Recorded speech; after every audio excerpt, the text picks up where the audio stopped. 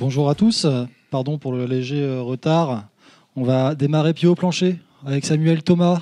Bonjour à tous. IBM et en ligne, en direct, s'il vous plaît, si tout se passe bien, hein, comme on répète, Hervé Delamarre, chez Carrefour. Bonjour à tous. Voilà, qu'on entend très loin, mais qu'on va entendre encore mieux tout de suite. Voilà, bonjour à tous, merci de m'accueillir, même à distance. Merci à toi de nous rejoindre en live. Une demi-heure devant nous avec une grande méta-question, on va dire, quelques-unes qui vont arriver derrière pour rythmer nos échanges. Et un point avec vous, évidemment, si vous avez des questions, on les prendra avec plaisir. On va commencer peut-être par vous présenter, soyons original. Allez-y, je vous en prie. Vas-y Hervé, je te laisse ouvrir le bal. Merci, bonjour à tous. Je suis product owner de l'outil de frais généraux Ariba chez Carrefour qui s'appelle OneBuy. Et dans le cadre du projet dont on va vous parler avec Samuel, je suis un agent actif de la transformation de la finance chez Carrefour. Donc Samuel Thomas, donc je suis senior manager chez IBM Consulting. Et aujourd'hui, j'accompagne Carrefour sur le déploiement de cette solution, en ayant un ancrage très fort sur à la fois l'expérience utilisateur et également l'innovation et le next step concernant ce type de solution. Merci à tous les deux. Alors, transformer ces opérations achat-finance en passant par la capitalisation sur ces données, c'est bien ce qui nous rejoint pendant ces 2 jours ici, et le process mining en particulier en ce qui nous concerne. Alors, quel était le principal déclencheur pour lancer cette initiative de transfo et des processus achat et finance? Je vais m'adresser à toi, Hervé. Oui, alors c'est une bonne question pour commencer. L'idée, c'était de déployer en fait un proof of concept pour exploiter en fait les possibilités de notre data lake au niveau groupe et dans le contexte du projet OneBuy, donc notre outil de frais généraux. C'était un bon moyen de travailler sur un cas qui faisait du sens parce que nos volumétries en fait sont très importantes en termes de données et Samuel pourra le confirmer.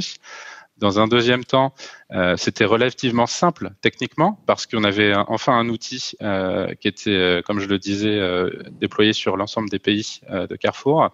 Et puis en 3, c'est un projet qui contribue à l'adhésion en fait de la solution et surtout au change management, donc à la conduite du changement, pour que d'une part ne pas installer de mauvaises habitudes et d'autre part de faire en sorte que justement ces mauvaises habitudes elles ne réapparaissent pas. Et donc c'est pour le coup un super projet sur lequel j'ai la chance de pouvoir travailler en étant accompagné par IBM et par Celonis. Merci. Alors si on élargit un peu la focale sur le plan de transformation plus global en termes de digitalisation, d'innovation, on peut imaginer que ça s'inscrit justement dans cette vision globale, cette démarche. Tu confirmes ? Oui, ouais, je confirme. C'est justement le souhait en fait d'Alexandre Bompard, le PDG de Carrefour, qui veut en fait faire de Carrefour une digital retail company de premier rang. Et du coup, l'idée par rapport à Celonis, mais pas que, par rapport au data mindset dans lequel on se plonge, c'est de faire en sorte qu'aucune fonction ne soit oubliée. C'est-à-dire que la fonction commerce est pas forcément en fait reine, mais que même à la finance, on a des projets en fait ambitieux et qui soient totalement dans cette lignée de la fameuse Digital Retail Company. Alors, comment vous l'avez découvert, ce processus de process mining, justement, et comment l'organisation de Carrefour a-t-elle évolué dès lors ? C'est une bonne question. Il y a 4 ans, quand je suis arrivé chez Carrefour, je travaillais sur des projets de transformation finance P2P, donc j'ai commencé par des projets de digitalisation. Et j'ai eu la chance de faire un proof of value d'un outil qui s'appelait à l'époque Process Gold, qui a été racheté par UiPath depuis, qui était donc un outil de process mining. Et donc, ça nous a permis de faire une expérimentation grandeur réelle sur justement le process P2P, de manière à ce qu'on puisse se rendre compte si justement il y avait une valeur, si on pouvait le faire et si ça en valait vraiment la peine. D'accord ? Et en fait, cette expérimentation, elle nous a permis de nous rendre compte qu'à l'époque, il y a 4 ans, on n'était pas prêt. On n'était pas prêt parce que technologiquement, on n'avait pas en fait l'ensemble des prérequis qui étaient remplis pour pouvoir déployer un outil de process mining et faire en sorte que cet outil-là soit efficace. Pourquoi on n'a pas pu ? Vous me demanderez, c'est parce que en réalité, les données qu'on avait disponibles alors étaient d'une part pas dispo dans un data lake, donc assez compliqué à exploiter. Donc, on devait travailler par des extractions de fichiers, ce qui était quand même plus compliqué. Et ensuite, dans l'ensemble des activités qu'on avait pu en fait identifier dans notre process, dans les datas, d'une part, on pouvait parfois pas avoir d'horodatage, pas avoir d'identifiant unique et pas avoir d'activité clairement recensée.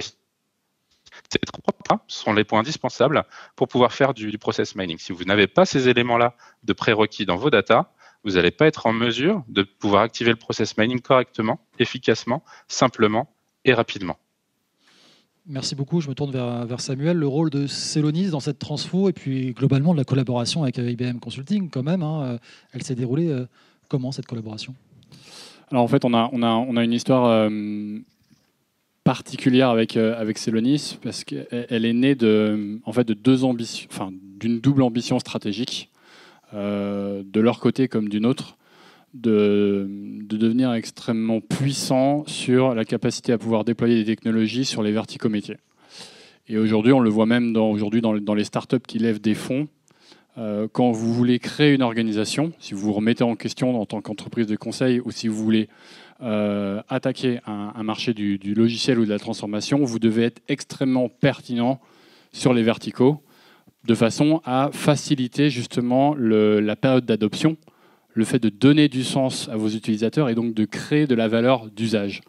Et ce mindset s'est traduit aujourd'hui par un partenariat très avancé, qui est un partenariat dit Titanium. Alors c'est un grand nom, mais c'est un partenariat exclusif mondial qu'on a avec Celonis et qui nous permet, parce qu'on exploite déjà leur technologie en interne, mais surtout d'être tout le temps ensemble dans toutes les phases du projet. Ce qui évite bien évidemment des effets de bord sur l'organisation, sur la gouvernance, sur la mobilisation et avoir un support tout au long du projet.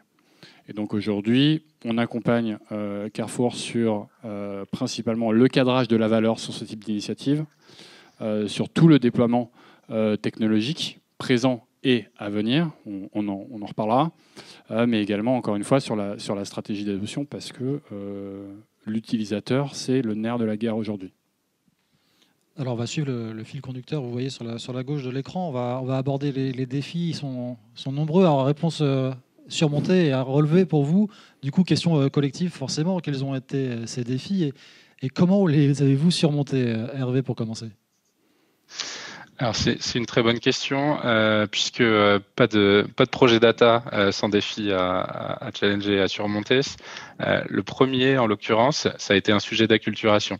C'est pas parce que on est en 2023 que n'importe qui peut utiliser un outil tel que Celonis. Il y a vraiment un sujet d'acculturation dans un premier temps. Donc l'acculturation, c'est quoi? C'est faire en sorte que les personnes en fait puissent connaître Celonis, donc ça veut dire on leur fait des démos, on leur explique comment ça fonctionne. Donc il y a un effet waouh, c'est super, mais c'est pas pour autant qu'elles comprennent ce qu'on peut faire de Celonis réellement et vraiment sa portée et ce que ça va pouvoir leur apporter au quotidien. D'accord? Donc là, il y a un vrai sujet d'accompagnement, de change management pour les acculturer à Celonis. Ça, c'est le premier sujet. Le deuxième sujet, c'est la disponibilité des personnes. C'est pas parce qu'encore une fois, on va déployer Celonis qu'on n'a pas forcément embarqué tout le monde et que les personnes qui doivent être embarquées sont disponibles. Les personnes qui doivent être disponibles, c'est des personnes métiers, généralement, qui connaissent leur métier, donc qui sont expérimentées.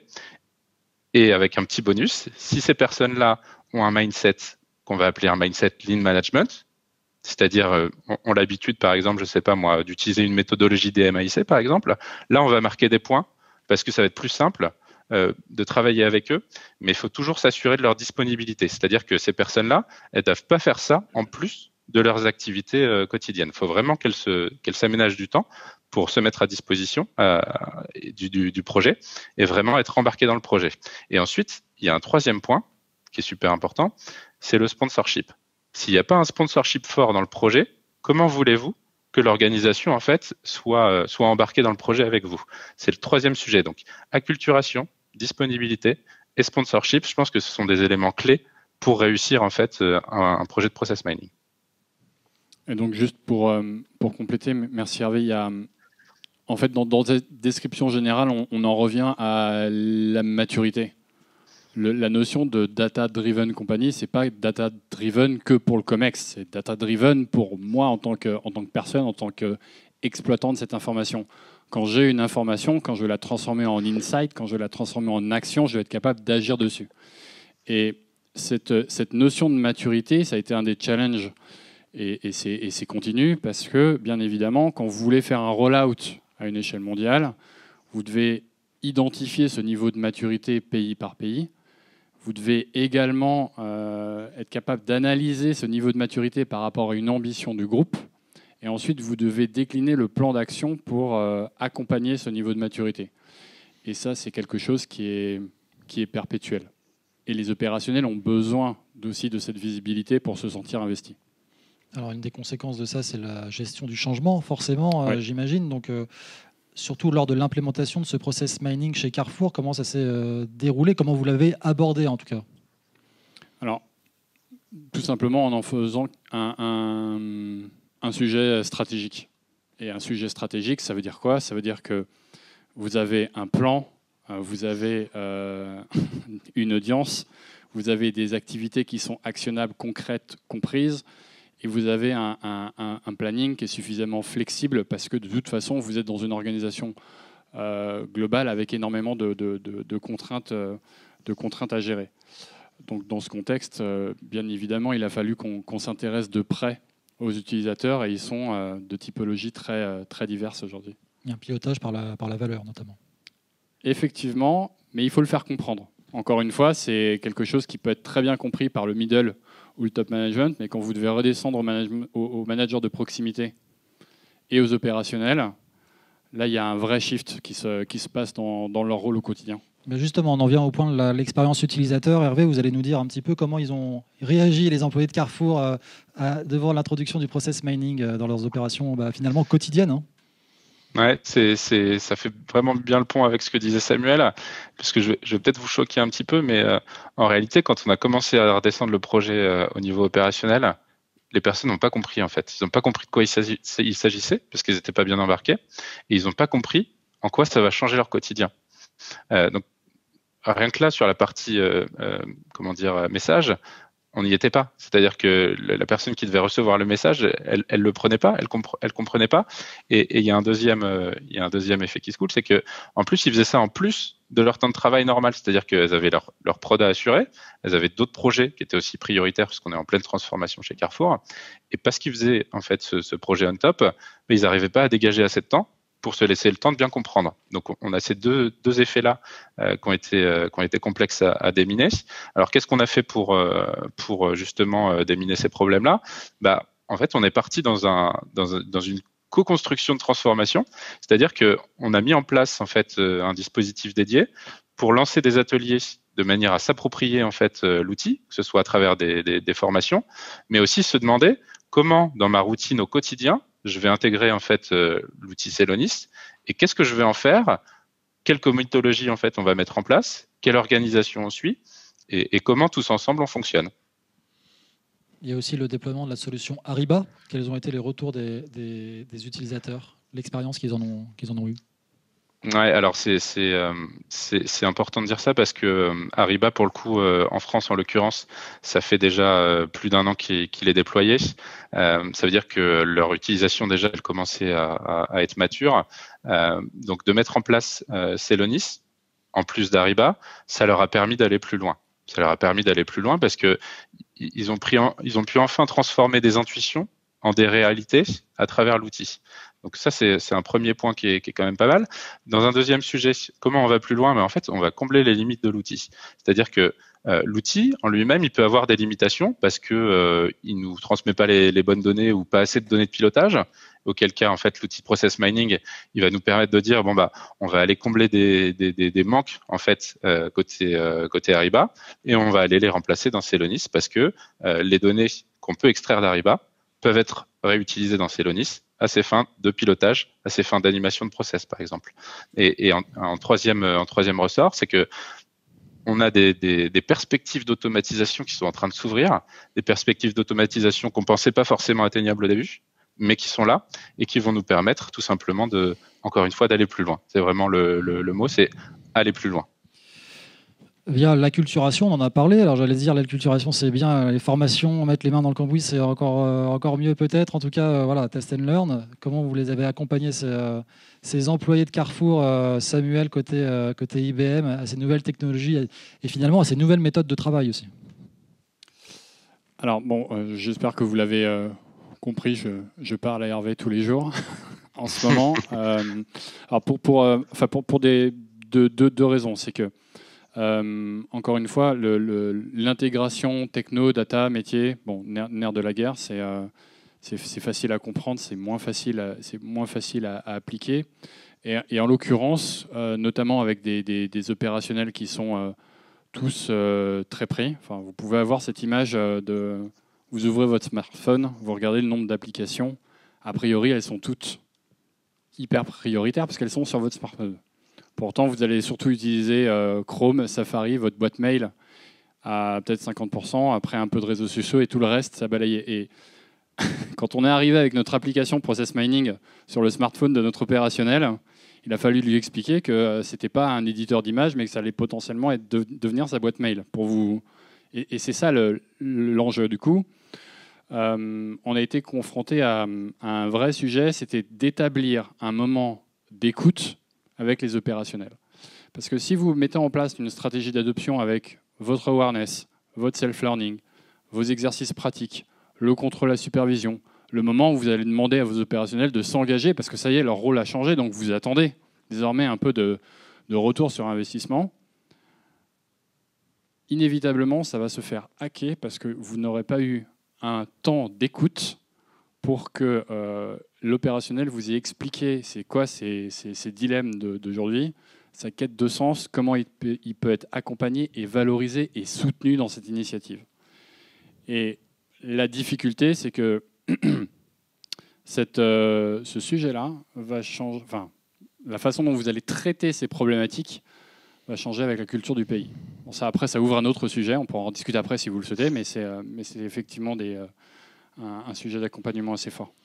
On en arrive forcément à l'implication des parties prenantes, de la direction aux partenaires, en passant par les employés, les fournisseurs. Côté Carrefour, comment vous y êtes pris pour les impliquer, ces parties prenantes? Ouais, alors du coup, moi j'ai sorti ma carte Joker, c'est que comme j'ai un rôle groupe, ça m'a permis en fait, avec ma proximité de l'équipe France, de pouvoir avoir un appui plus fort pour mettre en place une articulation qui soit la plus fluide possible. Comment on fait? Déjà, on arrive avec nos data, c'est ce que disait Samuel tout à l'heure. Donc la chance que j'ai encore une fois, c'est d'avoir un rôle groupe et en même temps de pouvoir accompagner les équipes au niveau local. Et même au niveau data, j'ai aussi cette chance de pouvoir mettre en place des comités pour à la fois du coup joindre les équipes locales et les équipes groupes de manière à ce qu'elles puissent s'entendre et vraiment s'entendre sur le rythme du planning du projet. D'accord, ça c'est super important. Deuxième sujet, les métiers. Comment on fait en sorte que les métiers s'approprient l'outil? Donc on ouvre des ateliers, c'est ce que je disais tout à l'heure. Et puis apporter le sponsorship du groupe de la France. Donc je vais aller chercher les directeurs côté France, je vais aller chercher les directeurs côté groupe pour faire que et transformation et métier puissent s'accorder et se mettre d'accord sur des objectifs communs. Et à travers ma casquette produit, je vais apporter une vision core qui va leur permettre de dire pour traiter tel process demain, on va pouvoir faire comme ça à travers Celonis et à travers Ariba par exemple. Et en parallèle de ça, donc il y a une approche temporelle qui est importante à prendre en considération parce que à la fois on va avoir des travaux data d'un côté, des travaux métiers de l'autre pour la partie acculturation, appropriation, etc. Et puis il va falloir qu'on fasse en sorte que les deux se rapprochent à un moment pour pouvoir se dire ok, on arrive en prod, est-ce que les données sont là? Les données sont là, parfait, on peut commencer à travailler. Et c'est exactement là où on en est aujourd'hui avec les équipes et avec Samuel. Alors, on est tenté de vous poser la question, en fait, la question qui chapeaute l'ensemble de la masterclass. Comment Carrefour a-t-il capitalisé sur les données pour transformer les opérations achats et finances? Donc, réponse collective, forcément. On va commencer par Hervé, peut-être. Comment on a réussi à capitaliser là-dessus? En réalité, c'est assez simple. Précédemment, on avait un paysage disloqué et aujourd'hui, on a un outil qui intègre toutes les activités, tous les process frais généraux. Donc, déjà, rien qu'à travers la mise en place de cet outil, on a pu voir dans Celonis rapidement et facilement en fait tous nos process et tout ce qui changeait. Donc, c'était quand même plutôt facile, plutôt rapide et ça nous a permis aussi d'accélérer sur la partie vérification des données et interprétation dans le process. Comment ça se pardon, je vais y arriver. commence à se matérialiser en fait dans l'outil. Donc rien que la capitalisation en termes d'expérience utilisateur, elle a été juste ultra rapide. Et ensuite, il y a un second point, c'est que on avait déjà le prérequis technique au niveau data à travers Google Cloud Platform pour pouvoir aller capitaliser sur les data qui sont ingérées depuis Ariba vers notre data lake. Donc rien que pour ça, ça nous a permis aussi d'aller encore plus vite et donc de capitaliser sur nos données pour utiliser Celonis. Je ne sais pas si tu veux rajouter quelque chose peut-être, Samuel ? Oui, en fait, il y a, je ne sais pas si vous connaissez cette notion de data visualisation. C'est un peu un terme qu'on voit sur des solutions, par exemple, de type Google, et qui d'ailleurs sont en cours de déploiement également sur Carrefour. Et encore une fois, on est vraiment dans... On veut créer un shift avec cette initiative et une accélération, encore une fois, guidée par la donnée et son intégrité, j'entends, et la valeur associée. Et ça veut dire quoi ? Ça veut dire que une fois que cette donnée est là, encore une fois, si vous ne savez pas comment l'exploiter, vous n'arrivez pas à passer d'une information à une insight, à une action. Et ce qui est très intéressant, on est en train de le vivre en ce moment, puisqu'on est en cours de déploiement de cette stratégie d'adoption, c'est qu'on voit les utilisateurs se rendre compte du sens qu'il y a derrière ce qu'ils traitaient tous les jours de façon peut-être assez froide sur un reporting. Donc il y a ce shift qui est en train de s'opérer du côté de data viz à process viz. Et l'idée, c'est que demain, on pourra en reparler plus tard, on bascule sur de l'orga viz. Et ça sera assez, ça va être incroyable. Je vous fais du teasing, mais ça va être pas mal. Alors oui, ça on y croit. À suivre, ça fait le teasing parfait. On veut surtout pour notre audience, c'est particulièrement intéressant d'avoir les indicateurs. Enfin, forcément, c'est un peu la sempiternelle question, mais la data, très bien, il faut la qualifier, il faut la mesurer. Comment vous faites ? Quel KPI vous mettez en avant pour ce faire, messieurs ?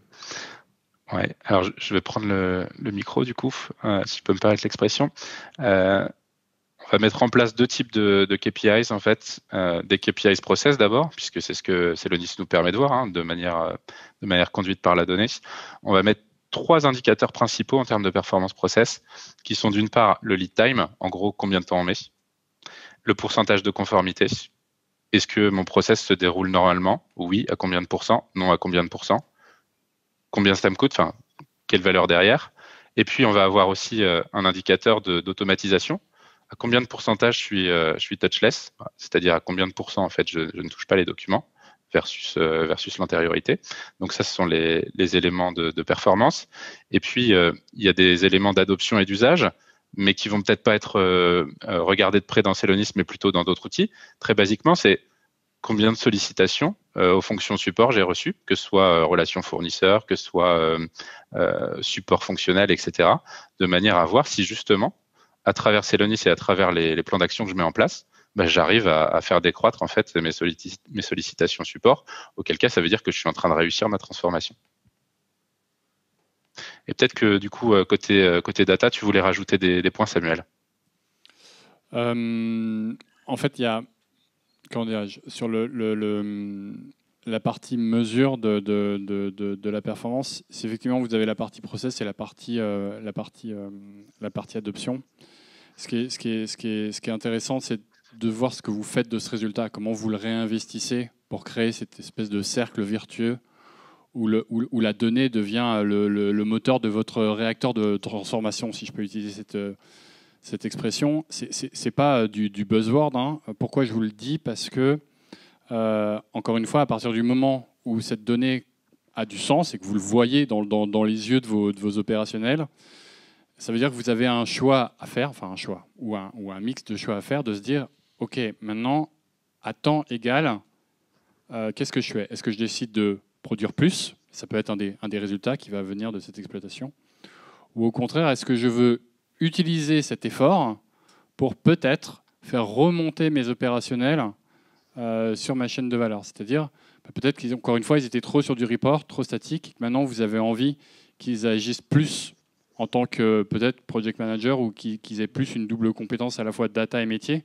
Donc vous allez pouvoir les rendre un peu plus polyvalents et impliqués dans votre transformation. Là, on monte en puissance, Oui. on donne les clés pour pouvoir qualifier et mesurer. Et maintenant, je pense qu'on veut quelques exemples, au moins un peut-être, Hervé, à nous partager de réussite dans le process achat, investissement. Ouais, alors comme je disais tout à l'heure, on est vraiment au tout début en fait de la mise en œuvre, au tout début du déploiement. Mais ce qui est bien, c'est que on a pu observer sur le process qu'on appelle sur le process P2P l'activité de Maverick Buying. Maverick Buying, qu'est-ce que c'est? C'est quand vous faites des commandes après avoir reçu la facture de vos fournisseurs, ce qui est plutôt illogique dans un process P2P. En fait, ce qu'on a pu observer, c'est que ces Maverick Buying, depuis qu'on a mis en place Ariba, on s'est rendu compte qu'elles avaient diminué. Avant de le mettre en place à Ariba, on regardait pas forcément ce chiffre parce qu'on n'avait pas encore la donnée. Mais ce qu'on a pu observer grâce à Celonis, c'est qu'on a observé que depuis qu'on a mis en place Ariba, on a fait baisser significativement ces Mavericks et que la tendance est encore à la baisse, donc à l'amélioration du process. Et on voit bien que les indicateurs dont je parlais tout à l'heure, que ce soit le lead time ou le pourcentage de conformité, il est en train de s'améliorer. Donc grâce à Celonis, on voit vraiment un apport concret sur nos KPI et on est enfin en mesure de pouvoir mesurer justement ces éléments-là, ce qu'on n'était pas capable de faire avant. Et comment vous évaluez le retour sur investissement? Est-ce qu'il vous a semblé, même si c'est encore un peu tôt, on le répète, mais est-ce qu'il vous a semblé conforme en tout cas aux attentes jusqu'ici? Ouais, donc sur le ROI, on va l'appeler comme ça, comme le projet est en cours, c'est un ROI qu'on avait évalué au moment de la phase de cadrage du projet sur la base en fait des résultats du proof of concept qu'on avait fait. Et donc on est en train de confirmer sur la base des données réelles et sur la mise à l'échelle que ce ROI il serait positif. Donc c'est encore en cours, c'est un peu tôt, mais à travers en fait les éléments de cadrage de valeur, on observe qu'on est plutôt dans la tendance et qu'on va pouvoir en fait transformer ce projet en réussite. Sachant, juste pour compléter, que par rapport au contexte Carrefour que vous entendez aujourd'hui, je pense que vous avez compris qu'il y a un programme. Process Mining, c'est une des initiatives. Généralement, vous pouvez aussi y adosser, ça dépend de vos organisations, mais également un projet de gouvernance de la donnée pour faciliter. Et ce qui est très important, si vous voulez vous projeter dans ce type d'initiative, notamment sur la partie ROI et payback, c'est l'effet finalement de synergie et un peu de catalysation, si je puis dire, entre ces différents programmes. Parce que bien évidemment, si on reparle un peu d'Ariba, vous avez eu un effet d'accélération, et c'est un peu comme ce qu'on est en train de vivre avec l'IA. Plus vous le faites, plus ça s'accélère. Et donc, bien évidemment, notamment sur la partie payback, on peut avoir des surprises positives, j'entends, de ce côté-là. Il nous reste 4 petites minutes avant qu'on se fasse taper sur les doigts, donc on va peut-être se projeter un petit peu sur les résultats. C'est la dernière partie, donc on est bien. Quelles sont les prochaines étapes finalement pour Carrefour? Je m'adresse à toi, Hervé, du coup, dans sa transfo, et comment est-ce que tu envisages de continuer à exploiter ce potentiel de la data et du process mining en particulier? Tu en parlais, Samuel. Ouais, donc nous on a plusieurs signes d'ouverture. D'une part, on va étendre vers d'autres pays en fait sur la base des cas qu'on a explorés avec l'équipe française. On va ouvrir aussi sur de nouveaux cas d'usage parce qu'on est juste effectivement au début et on aura besoin en fait d'améliorer notre performance sur d'autres morceaux de process. Ce qui est aussi valable, c'est qu'on va pouvoir faire un petit benchmark de nos process qu'on appelle les process core, les process qui sont communs. Et puis, on va aller aussi vers plus d'automatisation, puisqu'il y a des fonctionnalités dans Celonis qui vont nous permettre de générer plus d'automatisation. C'est ce qu'on appelle Action Flow. Et je compléterai encore une fois sur l'organisation et la gouvernance générale de ce type d'initiative. Il y a une ambition de grandir sur différentes dimensions. Donc, on a parlé du périmètre géographique. Aujourd'hui, on est sur trois process clés. On est sur 7 pays. L'idée, c'est de continuer à accélérer. Donc ça Hervé en a parlé. Mais pourquoi aussi, et ça pourra peut-être faire le pont sur la perspective d'avenir, c'est qu'en termes d'innovation, il se passe énormément de choses. Donc aujourd'hui, on est sur sur une technologie qui est de plus en plus en train de se nourrir sur des fonctionnalités d'IA pour être capable de se projeter sur les process. Je ne sais pas si vous avez déjà entendu parler, par exemple, de Digital Twin, cette capacité à pouvoir virtualiser vos processus en 3D. C'est quelque chose qui vient vraiment, on va dire, du milieu de la logistique. Jumeaux numériques. Exactement, jumeaux numériques, mais se dire qu'on pourrait avoir la même chose dans son bureau, c'est quelque chose qui est en train d'arriver, par exemple, avec le process mining. Je refais le pont avec cette synergie. Après, je peux te laisser peut-être, Hervé, parler de sphères ou des foundation models, vu que tu avais un peu d'appétence sur ces sujets. Ouais, je vais aussi enchérir sur la partie d'IA, un petit peu là, vu qu'il nous reste encore 2 minutes. Sur la partie d'IA, on est aussi capable de pouvoir travailler sur des algorithmes qui vont nous permettre d'aller travailler la qualité des données aussi, pour pouvoir peut-être faire un peu de prédiction ou en tout cas un petit peu plus d'automatisation aujourd'hui aussi. Donc ça, c'est sur la partie IA. Et sur la partie sphère, c'est un petit peu le prolongement dont parlait à l'instant, qu'on va être en mesure de pouvoir, à l'intersection de plusieurs process. Donc, côté finance, par exemple, si vous avez un morceau de process P2P qui se croise avec un morceau de process compta gêné sur de l'investissement ou du CAPEX, appelez-le comme ça va vous permettre de faire le pont et de pouvoir travailler sur 2 process différents, ce qui n'est pas possible avant, j'ai envie de dire, mais ce qui va être possible demain et même dès aujourd'hui à travers ProcessSphere de Celonis, que vous pourrez découvrir au Célotour le 28 juin à l'orangerie de Roland-Garros à Paris. Rendez-vous est pris, hein. C'est pas loin, on y va. C'est demain, faut venir. On se revoit en juin. Si quelques conseils pour finir, ça peut tarte à la crème, mais c'est important. Enfin, pour vous qui souhaiteriez entreprendre sur la data, évidemment, ça va de soi, mais sur le process mining, en particulier, quel conseil, si vous deviez en donner à notre audience en 2-3 mots, on va dire. Hervé, peut-être, pour commencer. Ouais, moi, je vais aller vite. Le premier conseil que je vais vous donner, c'est prenez le temps et faites pas ce projet on-top. Dédiez vos ressources et laissez-vous des chances. C'est très clair. Non, du coup, moi, je rajouterais peut-être effectivement le fait de se faire une conviction et de réfléchir sur le why. Encore une fois, ça va bien au-delà du reporting, ça a un impact sur vos utilisateurs, ça va chercher de la valeur et c'est pas anodin. Enfin, l'écrire, c'est voilà, fine, mais encore une fois, l'exécution demande un peu de travail, d'effort et de vision. Donc, ça se prépare. Voilà. On peut les remercier, je pense. Merci. Voilà.